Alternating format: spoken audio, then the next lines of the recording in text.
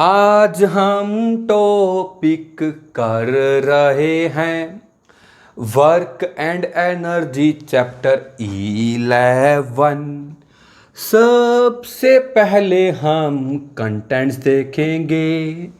Contents में अपने को सबसे पहले करना रहेगा introduction, then work, types of work, energy, mechanical energy, kinetic energy, potential energy, conversion of energy and power. And at last we will do some assignment first, second, third, fourth, fifth. ये सब करके हम बहुत सारे test भी करेंगे। चलो बच्चों, टेस्ट और सबके बाद तो चलती रहेगी। हम स्टार्ट करते हैं इंट्रोडक्शन से। वर्क एक बहुत ही ब्रॉड टर्म है। वर्क एक वाइड टर्म है बच्चों। वर्क की अलग अलग लैंग्वेज के अंदर अलग अलग सिचुएशन में अलग अलग डेफिनेशन होती है। हम स्टार्ट करते हैं एक मदर के एग्जांपल से। एक माँ को कितने काम करने रहते हैं, कितने वर्क करने रहते हैं। तो आप देखिए, इसमें वर्ड आ रहा है वर्क।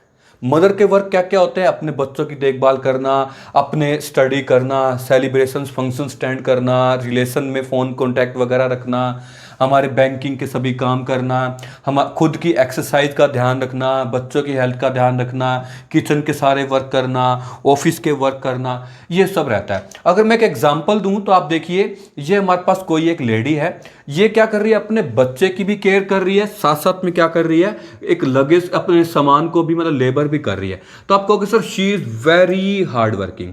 अगर एक स्टूडेंट है बच्चों, तो स्टूडेंट क्या कर रहा है? देखो, अच्छे मार्क्स लेके आ रहा है, तो टीचर अब उसको क्या बोलेंगे? जिसके मार्क्स अच्छे आएंगे टीचर उसको बोलेंगे कि वो बहुत हार्ड वर्किंग है। इसके लिए अब वर्क खाना बनाना नहीं है, स्टूडेंट के लिए वर्क क्या है? मार्क्स लाना। तो इस टाइम पे हार्ड वर्किंग की क्या डेफिनेशन बनेगी? मार्क्स लाना। जैसे कि अगर मैं कह दूं कोई एथलीट है या कोई जिम में जा रहा है, तो इस एथलीट्स के लिए या इस जिम वाले बंदे के लिए तो हम देखेंगे इनके लिए जो इनकी एक्सरसाइज है वही इनका वर्कआउट है, अब ना कि स्टडी इसमें काम आएगी। आजकल आप देखते हो हमारे यहाँ पे बहुत ये चीज चल रही है कि वर्क फ्रॉम होम। तो वर्क फ्रॉम होम के अंदर क्या है? क्या खाना बनाना है या ओवर वर्क है? तो उस केस में वर्क की डेफिनेशन अलग है। तो अब अपने को माइंड में ये आता है कि सर ये वर्क हम कौन सा वर्क लें। आपने तो बहुत सारी बातें, बहुत सारी टर्म बता दी, यस और नो। तो बच्चों, अपने को टेंशन नहीं लेनी, हम है ना। वर्क की साइंस में क्या डेफिनेशन होती है अपने को बस वही देखनी है। पहले मैं बता देता हूं होता क्या है, फिर हम वर्क की डेफिनेशन भी देखेंगे। बच्चों, जब भी किसी बॉडी पे हम फोर्स लगाएं और वो बॉडी मूव कर जाए तो हम कहेंगे वर्क हो रहा है। फोर्स लगाएं और बॉडी मूव ना करे तो हम कहेंगे वर्क नहीं हो रहा। फॉर एग्जाम्पल, अगर आप एक चेयर को पुश करते हो, धक्का देते हो और वो आगे मूव करे तो हम कहेंगे वर्क किया। और वही आप धक्का, वही पुश आप एक दीवार पे लगाते हो, दीवार मूव नहीं करती तो हम कहेंगे वर्क नहीं किया। आप अपनी जान में तो आपने वर्क किया, लेकिन डिस्प्लेसमेंट नहीं हुई, मतलब बॉडी मूव नहीं करी, तो वर्क जीरो होगा। ये साइंस की डेफिनेशन है। मतलब दो बातें होनी चाहिए, फोर्स भी हम लगाएं और डिस्प्लेसमेंट या बॉडी के अंदर डिस्टेंस भी हो, मतलब बॉडी मूव भी करे, तो इसको हम बोलते हैं वर्क। आइए बच्चों, हम समझते हैं work is said to be done. ये वर्क की डेफिनेशन है। वर्क को कहा जाएगा कि वेन एवर, जब भी फोर्स एक्ट करे एक बॉडी के ऊपर और बॉडी मूव कर जाए कुछ डिस्टेंस से इन द डायरेक्शन ऑफ फोर्स, ये वर्क की डेफिनेशन है। माय डियर स्टूडेंट्स, जैसे कि आप देखिए, इस गाड़ी को जैसे ही इसने पुश किया तो गाड़ी आगे की तरफ, ये टॉय जो ऑब्जेक्ट मान लेते हैं, ये ऑब्जेक्ट आगे जा रहा है। अब देखो, बॉडी भी आगे गई और फोर्स भी आगे लगा। एक और केस भी हो सकता था, के अंदर जो ये जो एंगल होता है इसको बोलते हैं थीटा। अब हम वर्क डन का अगर फॉर्मूला देखें तो क्या होगा? Force into distance. मतलब कि ज्यादा फोर्स लगेगा तो वर्क भी ज्यादा होगा, ज्यादा डिस्टेंस मूव करेगी बॉडी तो वर्क भी क्या होगा? ज्यादा। दोबारा समझो, आप इसको रटने की बजाय, क्रैम करने की बजाय समझने की कोशिश करो बच्चों। अगर मान लो कि हम स्कूटी चला रहे हैं, बाइक चला रहे हैं, वो पंचर हो जाती है, या मान लीजिए कि पेट्रोल खत्म हो गया, हम थोड़ी दूर जाएंगे तो ऑब्वियस सी बात है वर्क कम करना पड़ेगा। अगर ज्यादा दूर जाएंगे तो वर्क भी अपने को क्या करना पड़ेगा? ज्यादा। तो एक तो वर्क मूव करता है डिस्टेंस पे और एक मूव करता है फोर्स पे। मान लो कि छोटे ऑब्जेक्ट पे फोर्स लगा रहे हैं या बड़े पे, ज्यादा अगर हम फोर्स लगाएंगे तो वर्क भी क्या करना पड़ेगा? ज्यादा। यही हमारे पास वर्क का फॉर्मूला आ गया, work is equal to force into distance. कभी कभी इसको डिस्प्लेसमेंट भी लिख सकते हैं, उससे कोई फर्क नहीं पड़ता। और बच्चों, जो इस केस में था, अगर मैं कह दूं थीटा कोई एंगल के ऊपर फोर्स लग रहा है, एफ है फोर्स, एस है डिस्टेंस या डिस्प्लेसमेंट, थीटा है angle between F and S, तो उस केस में ये फॉर्मूला बन जाता है एफ एस कोस थीटा। ये जो बच्चों ट्रिग्नोमेट्रिक फंक्शन है कोस थीटा, ये मैथमेटिक्स में आएगा। नहीं आएगा तो बच्चों अभी हम क्या करेंगे, जब भी इसके न्यूमेरिकल्स आएंगे तो मैं आपको पूरा फुली एक्सप्लेन करूंगा, आप ये दोनों फॉर्मूले एक बार लर्न कर लेंगे। तो अपने पास अब तक हमने क्या समझा, अब तक हमने ये समझा, अब तक हमने ये समझा कि जब जब फोर्स लगाने से बॉडी मूव करती है उसको हम बोलते हैं वर्क डन। वर्क डन के फॉर्मूले होते हैं W is equal to F into S, और यदि फोर्स इंक्लाइंड हो, मतलब किसी एंगल पे हो, डिस्प्लेसमेंट पे, डिस्प्लेसमेंट के साथ कोई एंगल पे फोर्स लग रहा हो, तो वर्क होता है एफ एस कोस थीटा। अभी हम देखते हैं आगे वर्क की और क्या क्या प्रॉपर्टीज हैं। वर्क एक स्केलर क्वांटिटी होता है क्योंकि वर्क डायरेक्शन पे डिपेंड नहीं करता। आप कहोगे सर कैसे डिपेंड नहीं करता, ये इधर ले जाएं या वापस, तो कोई भी फर्क नहीं पड़ेगा। आप देखो ना बच्चों, जब भी किसी बॉडी पे हम वर्क करते हैं, मान लो ए पॉइंट से हम उसको बी पॉइंट पे उस ऑब्जेक्ट को ले जाते हैं, अगर उल्टा कर देंगे बी से ए आएंगे तो भी उतना ही वर्क करना रहेगा। और दूसरी बात, हम एग्जांपल ले लें कि वर्क हमने 50 जूल किया ए से बी मिलाने के, जूल एनर्जी जूल वर्क की जो होती है ऐसा यूनिट होती है, तो 50 जूल हमने वर्क किया, अगर वापस लेके आएंगे ना बच्चों तो भी अपने को 50 करना रहेगा, तो टोटल कितना हो गया 100। अगर बच्चों ये वेक्टर होता, जो कि है नहीं, होता तो वापस लाने पे कितना हो जाता 0, क्योंकि वेक्टर अपोजिट साइड आने में कैंसिल हो जाते हैं। जैसे कि आप डिस्प्लेसमेंट का केस देखते थे ना कि ए से बी गए और फिर बी से ए वापस आ गए, तो डिस्प्लेसमेंट कितना होता था 0, क्योंकि इनिशियल और फाइनल पॉइंट के बीच में नेट 0 था। बट अगर आप ए से बी 50 जूल वर्क करके आए, मान लो कि आप है ना एक चेयर को धक्का लगा के बहुत दूर रख के आए, वापिस आओगे तो क्या आपको वर्क नहीं करना होगा, अगर वापिस उसी चेयर को वापिस लेके आओगे तो उतना ही वर्क और करना होगा। तो अपने को समझ आया कि वर्क डायरेक्शन पे डिपेंड नहीं करता, इसीलिए वर्क एक स्केलर क्वांटिटी है। वर्क की ऐसा यूनिट मैंने अभी बताया जूल होती है, वर्क की सीजीएस यूनिट अर्ग होती है। सीजीएस का मतलब है बच्चों सेंटीमीटर ग्राम सेकेंड। ये सिस्टम हम पहले फॉलो करते थे, बट अभी भी हम इस सिस्टम को कई बार पढ़ते रहते हैं। तो हमारे पास आ गया सीजीएस सिस्टम में इसकी यूनिट क्या होती है, हमारे पास अर्ग। अब बच्चों आगे बढ़ते हैं, अब हम कर रहे हैं types of work. Types of work 3 होते हैं, positive work, negative work and zero work. First of all हम पॉजिटिव एंड नेगेटिव वर्क देखते हैं, फिर हम जीरो वर्क देखेंगे। तो बच्चों पहले आप समझिए, फिर मैं इसको डेफिनेशन भी बताऊंगा। जब जब भी फोर्स या उसका कोई भी कंपोनेंट होता है इफेक्ट, वो डिस्प्लेसमेंट की डायरेक्शन में हो, मतलब बॉडी जहां जा रही है वहीं फोर्स हो या उसका कोई भी इफेक्ट हो, तब वर्क को पॉजिटिव बोलते हैं। देखो कैसे, अभी बॉडी के अंदर जो डिस्प्लेसमेंट है, डायरेक्शन ऑफ मोशन है, वो उधर की ओर है, बॉडी राइट में जा रही है, ये डिस्प्लेसमेंट है देखो, और बॉडी कहां जा रही है राइट में, फोर्स ऐसे लग रहा है। तो आप देखो ना बच्चों, ये अगर हमारे पास मार्कर की डायरेक्शन में फोर्स होता तो आप बताओ इसका इफेक्ट किस तरह है, राइट में है या लेफ्ट में है, तो आप कहोगे सर राइट में, मतलब जहां बॉडी जा रही है, तो हम कहेंगे ये फोर्स पॉजिटिव वर्क करेगा। पॉजिटिव वर्क मींस क्या होता है, दैट फोर्स या तो फोर्स या उसका कोई भी कंपोनेंट मतलब इफेक्ट वो पैरेलल हो डिस्प्लेसमेंट के, मतलब कि पैरेलल का मतलब जहां डिस्प्लेसमेंट हो रही हो उसी डायरेक्शन में ही फोर्स लगे, तो हम उसको बोलते हैं पॉजिटिव वर्क। अगर इसकी बजाय उल्टा देखें, अगर बॉडी वहां जा रही थी, मतलब डिस्प्लेसमेंट राइट में हो रही थी, और हमने अपोजिट डायरेक्शन में फोर्स लगाना स्टार्ट किया, तो आप बता सकते हो ना कि इस केस में क्या है कि जो फोर्स है उसका इफेक्ट कहां है, लेफ्ट में। तो पूरा का पूरा ऐसे भी हो सकता था ये एफ, या उसका कोई भी एक कंपोनेंट हो, तो हम देख सकते हैं या तो फोर्स नेगेटिव वर्क तब होगा जब फोर्स या उसका कोई भी इफेक्ट अपोजिट टू डिस्प्लेसमेंट हो, डिस्प्लेसमेंट के क्या हो, अपोजिट। अगर समझ नहीं है तो दोबारा समझो, जब जब भी किसी भी फोर्स या उसका इफेक्ट डिस्प्लेसमेंट की डायरेक्शन में हो, मतलब जहां बॉडी मूव कर रही है उसकी डायरेक्शन में हो फोर्स का इफेक्ट, तो हम बोलते हैं वो फोर्स कैसा है, तो वर्क कैसा होगा, पॉजिटिव। जब जब भी फोर्स का इफेक्ट डिस्प्लेसमेंट के अपोजिट डायरेक्शन में हो, तो वर्क कैसा होगा, नेगेटिव। जब जब भी